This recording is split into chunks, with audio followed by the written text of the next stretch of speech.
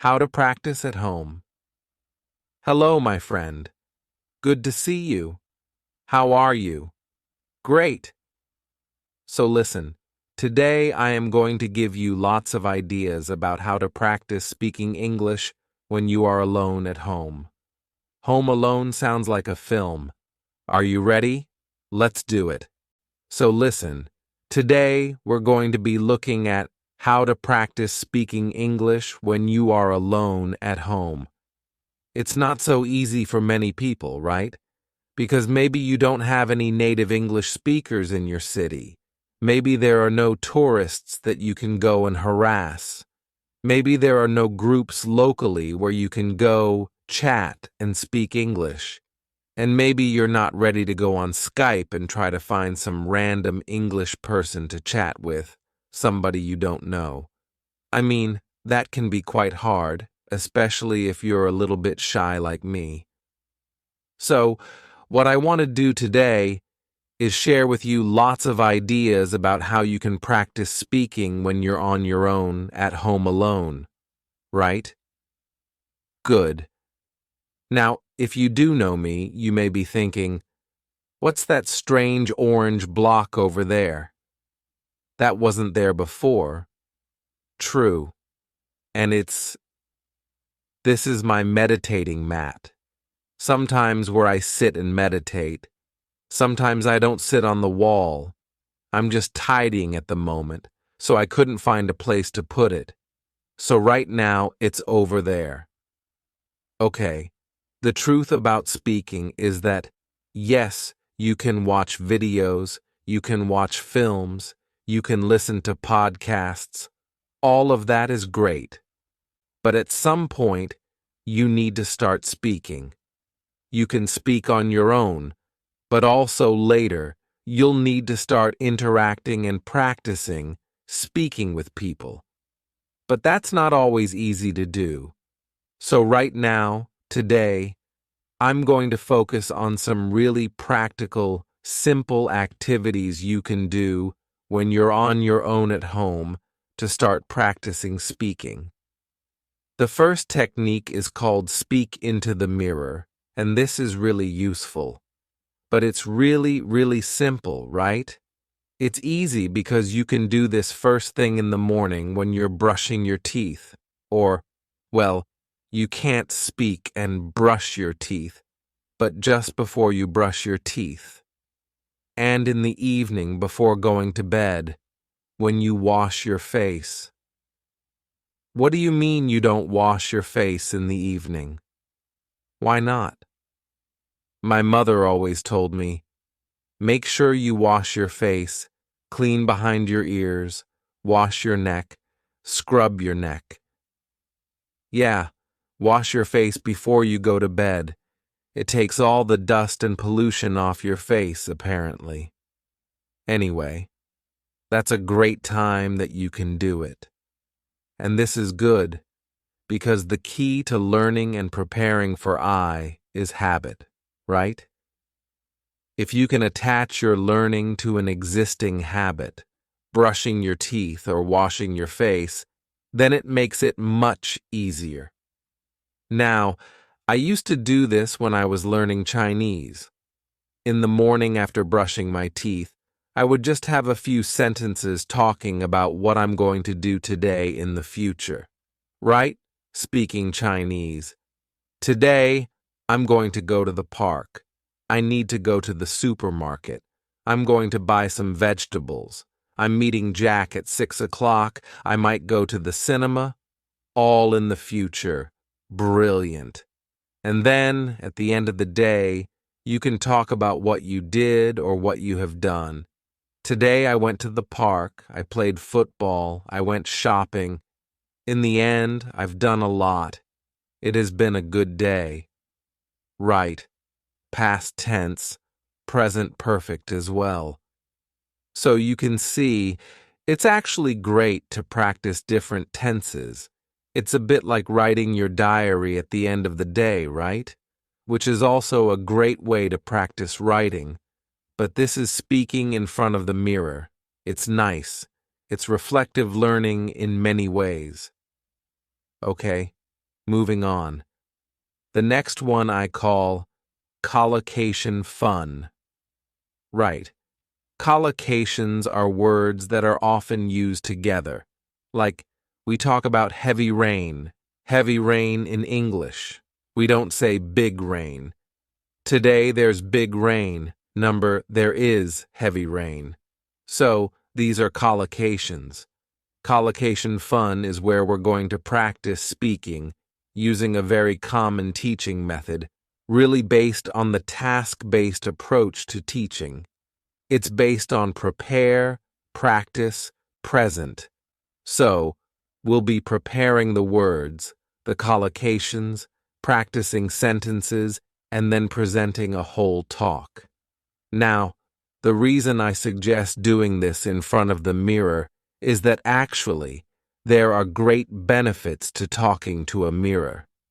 First of all, mirrors don't answer back, like young children or wives. But apart from that, when you're speaking in the mirror, you can look at your mouth and see the kind of movements that you're making, which is great. It's useful for pronunciation. You can also check your body language.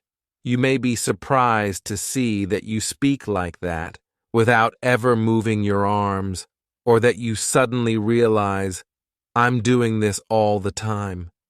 That's fine, but being aware of your body language can be quite good. And also, you feel like you're talking to someone. Many people I know, and this happened to me, I practiced for a long time with a book. And when I went to speak to somebody in the foreign language, it was like a shock seeing this face in front of me. Oh my God! But practicing with the mirror, you get used to a face in front of you, right? So it does help. So let's look then. Prepare, practice, and present. Preparing. What I suggest you do here is take a topic, right? A recent topic we were studying in the live lessons was science. Then, get some collocations. You can use your course book if you want, you can get onto the internet, or you can go to my channel and watch other content, like How to Learn English, My Struggle to Learn English, and others, etc. In here, right, you've got free video lessons. You can go through the free video lessons, and there is a recent one on how to learn English, so you can just listen, right? Download the video. Yeah, we want to download that, and then find in there all the collocations. Look, you've got the notes here, and here you've got collocations, you've got idioms, you've got loads of stuff. And what I would do is take maybe 6 or 7 collocations or idioms like exact science, it's not rocket science, or to be on the same wavelength. And that's the preparation, right? That's step 1. Step 2, in front of the mirror, just make a sentence with it, right? Exact science, well, parenting, bringing up children, is not an exact science. Cooking is not an exact science. Frying an egg, it's not rocket science. It's actually quite easy, right? Then I'm just practicing sentences here. And then in the end, after practice, comes present. I take one of the old Part 2 questions around science. Maybe something like, describe an area of science you're interested in, and then start to talk about it for maybe a minute, trying, if possible, to use some of these phrases and sentences, right? So you may say something like this: describe an area of science you're interested in. Well, okay, I guess an area I'm interested in actually is cooking. And I know it's not an exact science, but I guess it's a branch of science. A branch of food science, maybe, right?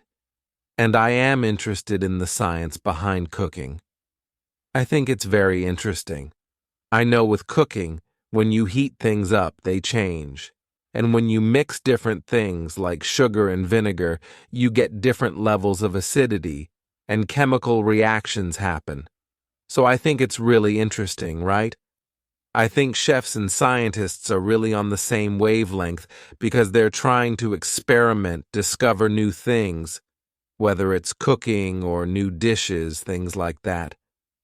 I know cooking isn't rocket science, but I am interested in how it works.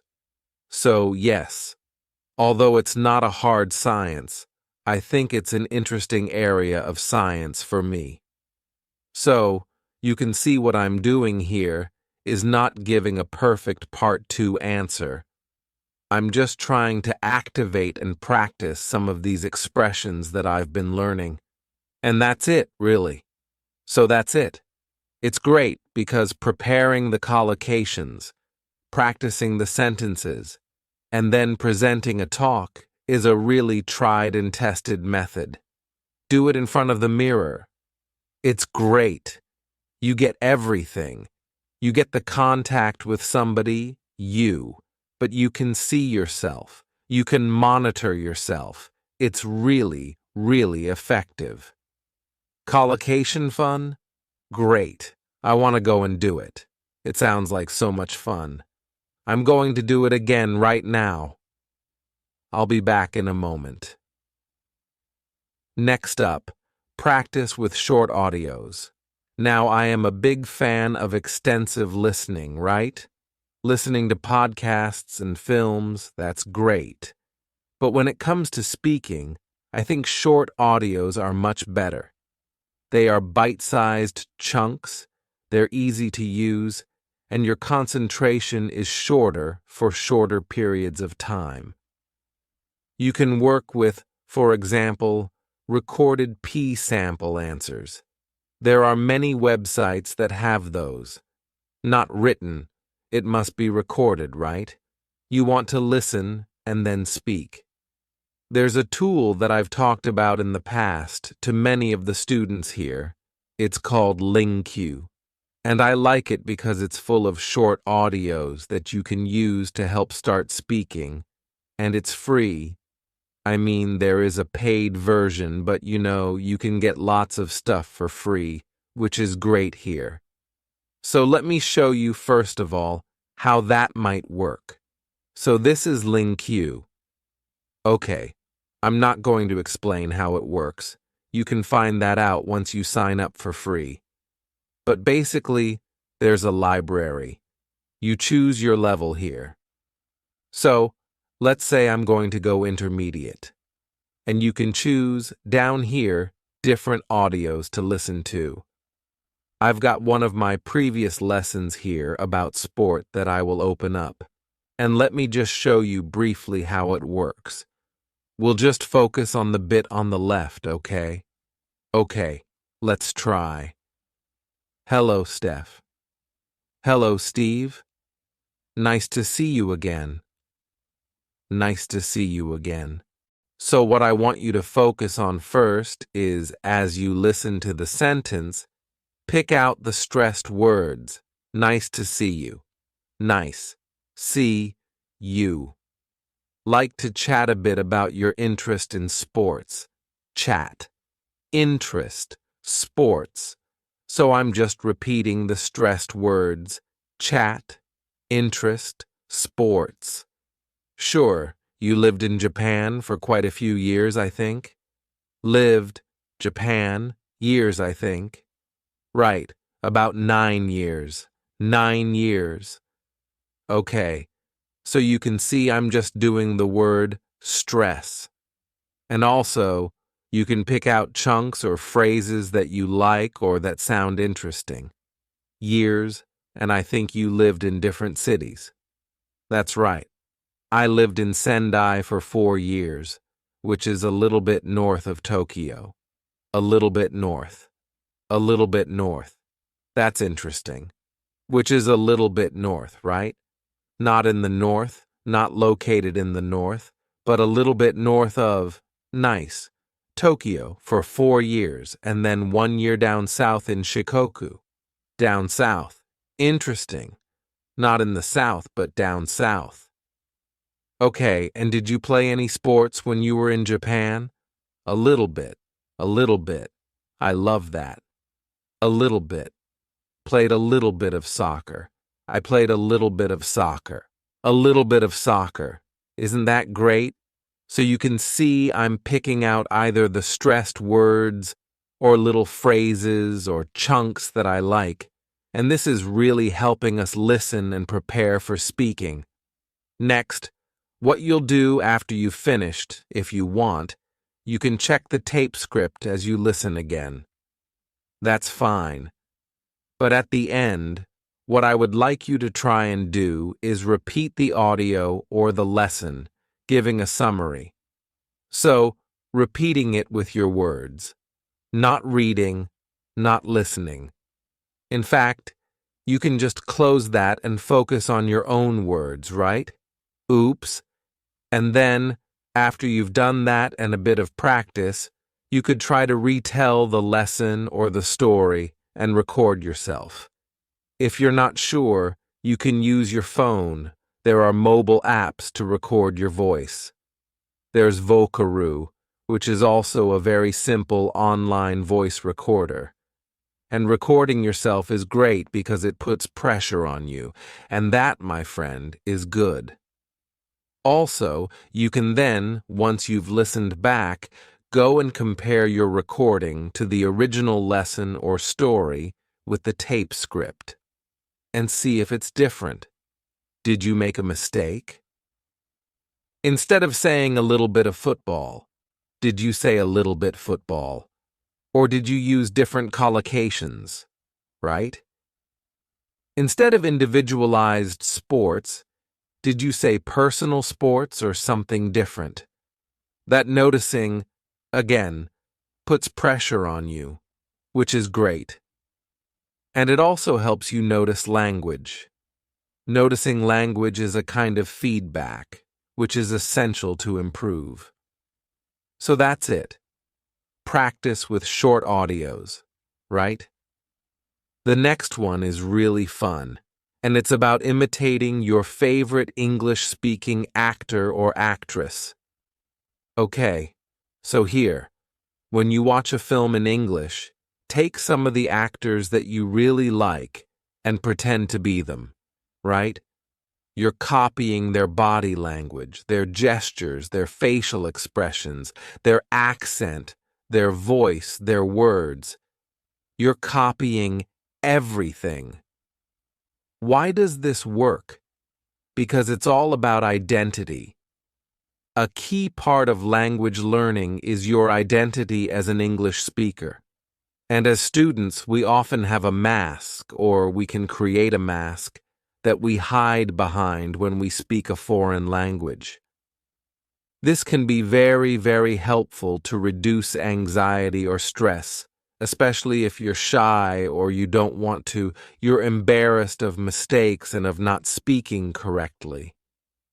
When you have this mask to hide behind, it doesn't matter because you're being somebody else. And it's great fun to do this with actors and actresses. Is that actress or actresses that you like? Let me show you a very, very simple example. There's a great actor called Rowan Atkinson. You may know him from Mr. Bean, but he plays a myriad of characters. One of the recent ones is Johnny English, right? Let's have a look at Johnny English. I'm not sure. Let me clear up the uncertainty for you. You haven't, right? So it's that. Taking the character, trying to do the voice and the whole body, and you become that character. And you can do that when you're practicing speaking on your own, right? You probably don't want to do it when you're out and about at the shops or speaking to foreign people. Hello? They'll think you're Johnny English. They'll think you're mad. But when you're having fun at home, it can be a great way to practice. So that's it. Imitate your favorite English-speaking actor. The next one is to send audio messages.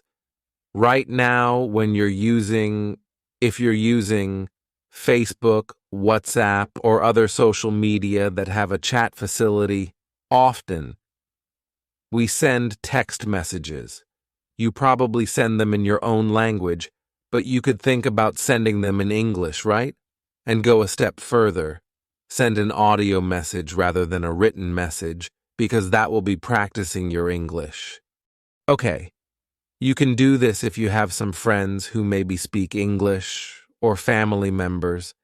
You can have a bit of fun with them, practicing sending messages to each other in English or any other language, right? I mean, we do this sometimes. It can be quite fun to do. And the great thing about sending audio messages is it's not like a live phone conversation where the pressure is there. You have time to prepare, to think about what you're going to say, to record it.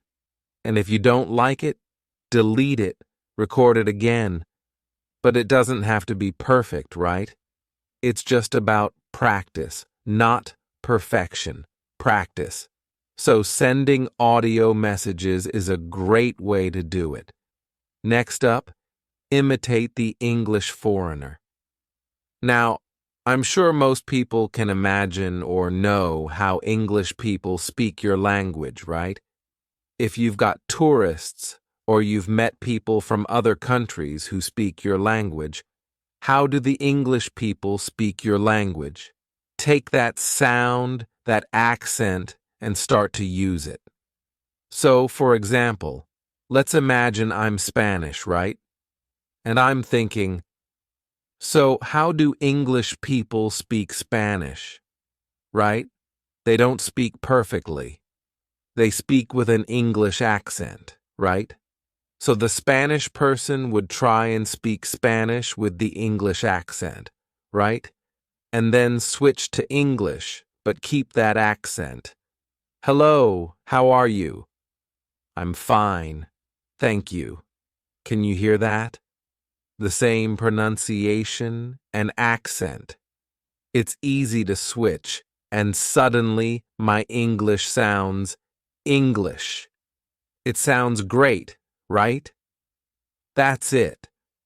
I'm doing an example with Spanish, but you could do it with any other language, right? Think how English people speak your language. Speak your language with that accent and then switch to English, keeping that British accent or English accent or American accent. It really can be quite useful and fun to boot. Great. Now, the next idea is shadowing. Of course, a shadow, right? If the sun is shining down on the floor behind you, you have a shape the same as you, right?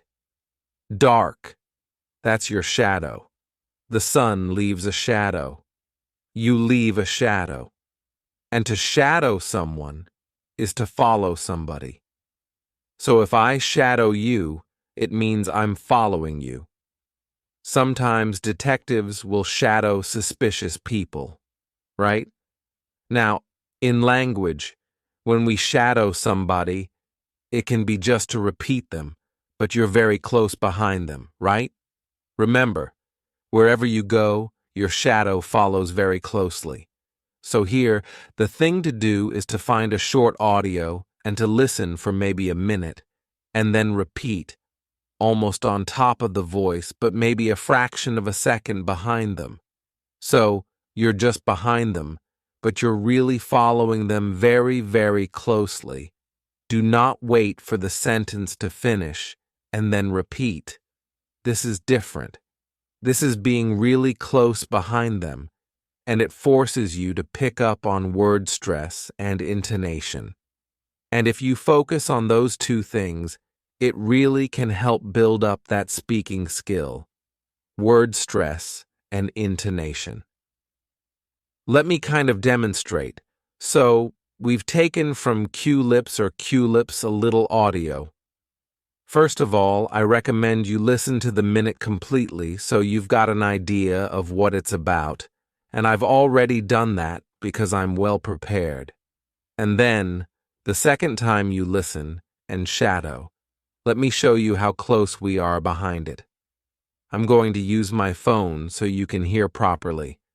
So, Jeremy, let's get into it. Talk about how to talk about pots, how to talk about movies and music and the kind of artwork that enriches our lives. This topic was suggested to us by one of our listeners, and she sends us email, which I will read for everybody now. It says, okay, I think you get the idea, right? So it's different from wait, listen, and repeat. It's shadowing, following closely. At first it's very hard, but the more you do it, the more you'll be noticing word stress, intonation, even accent. I noticed I was picking up a Canadian accent. It's all about, right?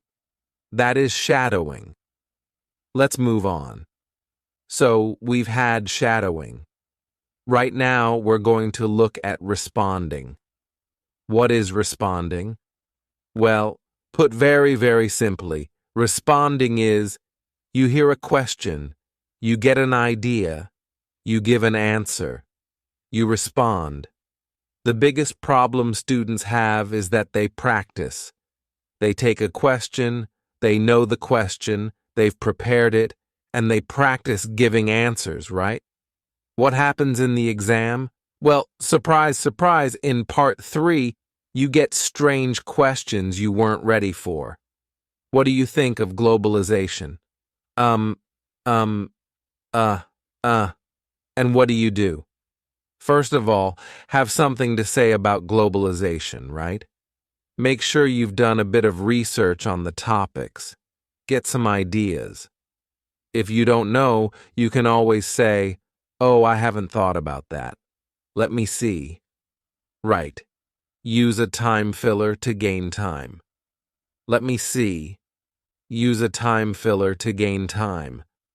But the most important thing is that in your practice, as well as looking at these topics, you need to practice responding.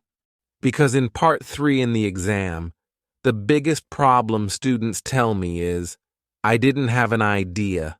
I didn't know what to say. I wasn't expecting that. I just couldn't get my ideas out and speak. So, you need to practice responding. Where you hear a question, you've got no idea what it is, you get an idea quickly, and you answer. Right? It's a bit of pressure, but as I mentioned before, a bit of pressure is good in your practice. Now, you can do this if you have a speaking partner, really effectively, right? So what you do is, one of you says, I'm going to bring into our next session 5 questions, and you don't know what they are. The other person does the same. You come into your session, and you ask each other these surprise questions. It's a shock at first, but it's like anything. It's like going down to the gym. You just practice this, and you build up the skill. If you haven't got a speaking partner, you can do a bit of practice on my YouTube channel. Right. If you know my YouTube channel, English Spoken Stories, hidden away in the playlists. Go on the playlists. There's lots here that you've probably never seen. And at the very bottom, you'll see 2 episodes which are very useful for you. Right? And then the next question, let me just play it for you and you'll see. Let's press shuffle, and it plays automatically. Do you like your hometown? Oh, that's a good question. Do I like my hometown? Yeah. I think my hometown, Manchester, which is up in the north of England, is a very attractive place. There's lots of restaurants and shops.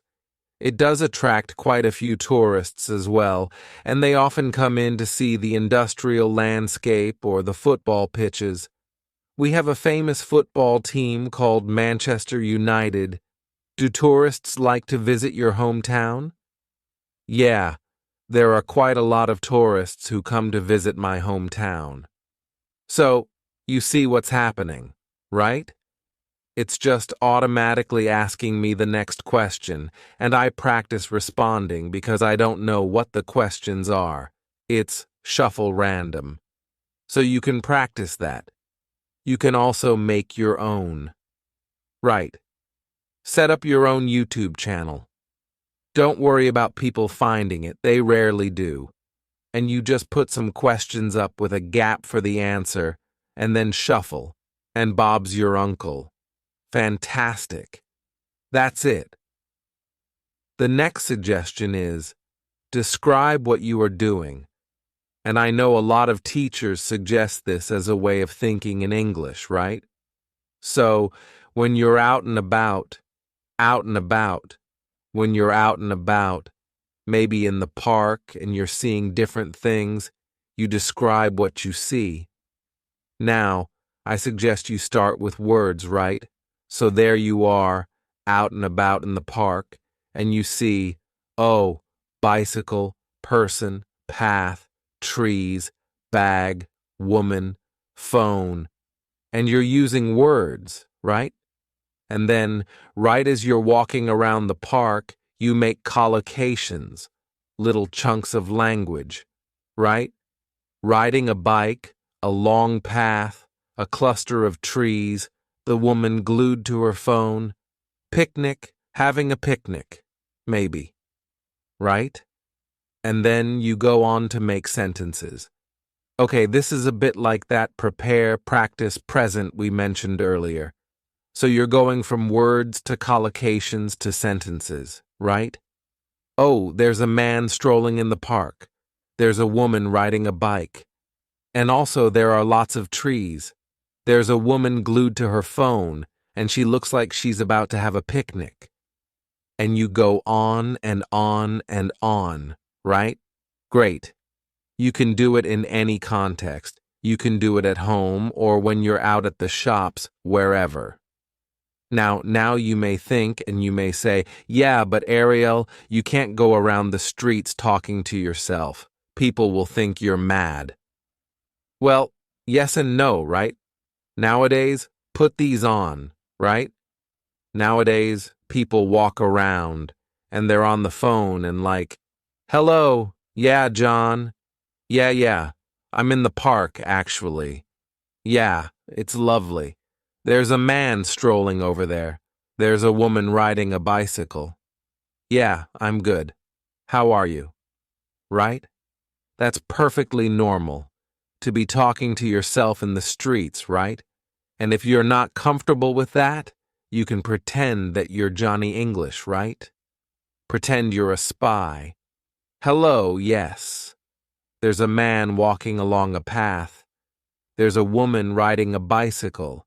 And I think there's a woman glued to her phone, and she's about to have a picnic. Call in the police, get Johnny English. Pretend to be a spy, I don't know. It's very, very normal. But the key, speak out and go from words to collocations to sentences. Great practice. You can do it at home as well. I mean, I'm talking about getting some fresh air. Nowadays, that's not so easy, right?